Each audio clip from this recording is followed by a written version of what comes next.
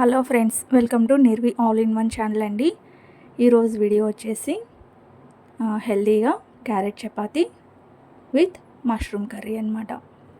చాలా ఈజీగా చేసుకోవచ్చు, చాలా మెత్తగా, చాలా బాగుంటాయి. చపాతీ కూడా పిల్లలు పెద్దలు ప్రతి ఒక్కరు ఇష్టంగా తినేయచ్చు.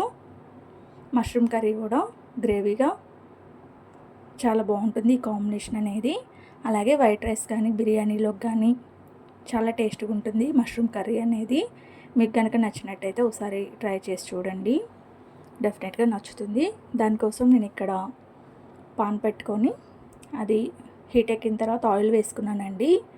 ఒక 5 స్పూన్ల వరకు ఆయిల్ వేసుకున్నాను. ఆయిల్ అనేది హీట్ ఎక్కిన తర్వాత బిర్యానీ ఆకు, దాల్చిన చెక్క, లవంగాలు వేసుకొని వేయించుకున్నానండి. అవి కొంచెం వేగిన తర్వాత ఇక్కడ మీడియం సైజు ఉల్లిపాయలు ముక్కలు కట్ చేసి పెట్టుకున్నాను. అవి కూడా వేసుకొని దోరగా వేయించుకోవాలి. అది వేగటం కోసం ఉప్పు, పసుపు వేసుకొని వేయించుకుంటున్నాను నేను. అలాగే టమాటాలు వచ్చి 2 మీడియం సైజు కట్ చేసుకొని పక్కన పెట్టుకున్నాను. చూసారా, ఇక్కడ నేను ఉప్పు, పసుపు వేసుకొని వేయించుకుంటున్నాను. దోరగా వేగాలన్నమాట. ఉల్లిపాయ వేగితేనే ఏ కూరైనా మంచి టేస్ట్ వస్తుంది. ఇప్పుడు ఒక 1/2 స్పూన్ అల్లం వెల్లుల్లి పేస్ట్ వేసుకున్నానండి. అది పచ్చివాసన పోయేంత వరకు మంచిగా ఫ్రై చేసుకోవాలి. నేను ఈ ప్రాసెస్ అంతా మీడియం టు హై ఫ్లేమ్లో పెట్టుకొని చేసుకోండి. ఇప్పుడు టమాటా ముక్కలు కూడా వేసుకొని ఓసారి గరిటతో తిప్పేసి మూత పెట్టేసి టమాటా ముక్కలు అనేది బాగా మగ్గాలి, బాగా మగ్గనివ్వాలండి. ఈ టమాటా ముక్కలు మగ్గితేనే మనకి గ్రేవీ అనేది బాగా వస్తుంది. ఈలోపు నేను వేయించిన శనగపప్పు ఉంటుంది కదండి, పుట్నాల పప్పు, అది ఒక గుప్పెడు తీసుకొని మెత్తగా మిక్సీ పట్టేసుకుంటాను. ఈ మష్రూమ్ కర్రీలో వేయించిన శనగపప్పు పొడి వేసుకుంటేనే మంచి టేస్ట్ వస్తుందన్నమాట. గ్రేవీ కూడా కలిసి వస్తుంది. చూసారా, ఇలా మెత్తగా స్మాష్ చేసుకుంటూ టమాటాలు కూడా మెత్తగా ఉడికించుకోవాలి. ఇప్పుడు నేను మష్రూమ్స్ కడిగి పెట్టుకున్నానండి, ముక్కలు కట్ చేసుకొని. మష్రూమ్స్ అనేది హాట్ వాటర్లో వేసుకొని కాసేపు మట్టిపోయిన తర్వాత మళ్ళీ చల్లనీళ్ళలో వేసుకొని శుభ్రంగా కడుక్కున్నాక ఇలా ముక్కలు కట్ చేసి పెట్టుకోవాలి. ఆ ప్రాసెస్ చూపించడం మర్చిపోయానండి నేను, తర్వాత గుర్తొచ్చిందనమాట, అందుకని చెప్తున్నాను.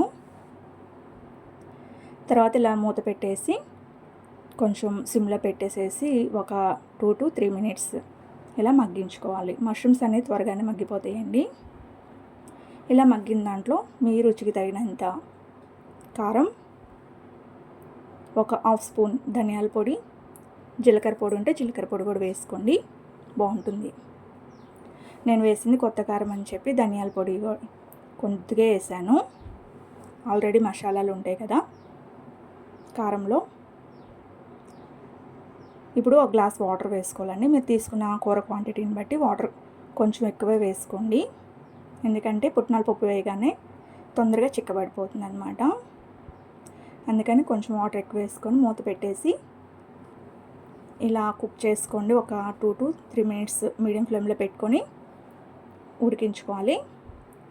ఇప్పుడు పుట్నాల పొడి చేసి పెట్టుకున్నాను కదా, ఆ పుట్నాల పొడి కూడా వేసేసుకొని ఉండలు లేకుండా ఇలా మంచిగా కలుపుకోవాలి గరిటెతో. ఇక్కడ పుట్నాల పొడి వేసినప్పుడు లో ఫ్లేమ్లో పెట్టుకొని చేసుకుని ప్రాసెస్ తొందరగా దగ్గర పడిపోతుంది కూర అనేది. అది పచ్చివాసన రాకుండా లో ఫ్లేమ్లో మూత పెట్టేసి కాసేపు మగ్గనివ్వండి. తర్వాత ఎండు కొబ్బరి పొడి కూడా వేసుకున్నాను 1 స్పూను.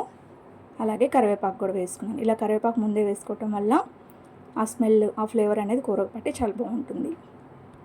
అంతే అండి, లో ఫ్లేమ్లో పెట్టుకొని కొంచెం దగ్గర పడేంత వరకు చూసుకుంటే పర్ఫెక్ట్గా మష్రూమ్ కర్రీ అనేది రెడీ అయిపోయినట్టేనండి. ఇలా ఉంటే సరిపోతుంది. కొంచెం చల్లారినాక చిక్కబడిపోతుంది అన్నమాట కర్రీ అనేది. ఇప్పుడు చపాతీ కోసం నేను ఇక్కడ క్యారెట్ని ఇలా చిన్న చిన్న ముక్కలు కట్ చేసుకొని కొంచెం వాటర్ పోసుకొని మెత్తగా మిక్సీ పట్టుకున్నానండి. ఇది నేను వాటర్ లాగా తీసుకుంటాను, క్యారెట్ జ్యూస్ లాగా. మీకు ఇష్టమైతే పిప్పితోనే కలుపుకోవచ్చు చపాతీ పిండి. చపాతీ చేసేటప్పుడు మధ్యలో బెజ్జలాగా పడుతుంది అని చెప్పి నేను ఇలా జ్యూస్ చేసుకున్నాను. ఇప్పుడు ఈ జ్యూస్ అనేది మీరు తగినంత గోధుమ పిండి తీసుకొని దాంట్లో సాల్ట్ వేసుకొని వాటర్ ప్లేస్లో క్యారెట్ జ్యూస్ వేసుకొని కలుపుకోవాలి. నేను వీడియోలో చూపిస్తున్న విధంగా అస్సలు వాటర్ యూస్ చేయవసరం లేదండి. ఈ క్యారెట్ జ్యూసే ఈ పిండికి ఎంతైతే పడుతుందో అంతా క్యారెట్ జ్యూస్తోనే చపాతీ పిండి ముద్దగా కలుపుకోవాలి. మనం చపాతీ పిండి ఎలా కలుపుకుంటాం నార్మల్గా అలానే కలుపుకోవాలండి. ఇలా మెత్తగా కలుపుకున్నాక ఒక స్పూన్ ఆయిల్ కూడా వేసుకొని మళ్ళీ ఇంకోసారి ఇలా కలిపేసుకొని మెత్తగా ముద్దలాగా నేను ఇక్కడ ఒక స్పూన్ ఆయిల్ వేసుకుంటున్నానండి. సన్ఫ్లవర్ ఆయిల్ వేసాను నేను. మీరు ఏ ఆయిల్ అయితే యూస్ చేస్తారో ఆయిల్ వేసుకొని ఇలా చక్కగా కలుపుకొని ముద్దలా చేసుకొని మూత పెట్టేసి ఒక 10 నిమిషాలు నాననివ్వండి పిండిని. అప్పుడు మనం చపాతీ చేసుకునేటప్పుడు చక్కగా పలచగా వస్తాయి, స్మూత్గా కూడా ఉంటాయండి తినేటప్పుడు. ఇప్పుడు 10 నిమిషాలు నానిన తర్వాత చూపిస్తున్నాను నేను పిండి. చూసారా ఎంత స్మూత్గా ఉందో. నేను ఒక చేతో ఫోన్ ఒక చేతో తీయటం వల్ల ఇలా వచ్చింది. ఇలా చిన్న చిన్న ఉండలుగా చేసుకొని మీకు ఏ షేప్ కావాలో, అంటే ఏ సైజ్ కావాలో చపాతీ దాన్ని బట్టి ఉండలు చేసుకొని పక్కన పెట్టుకోండి.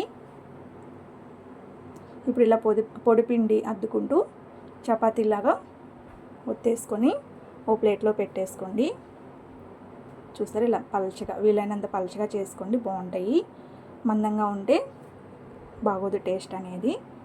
చూసారా నేను వీడియోలో చూపిస్తున్నంత పలచగా చేసుకుంటే తినేటప్పుడు చాలా బాగుంటాయి.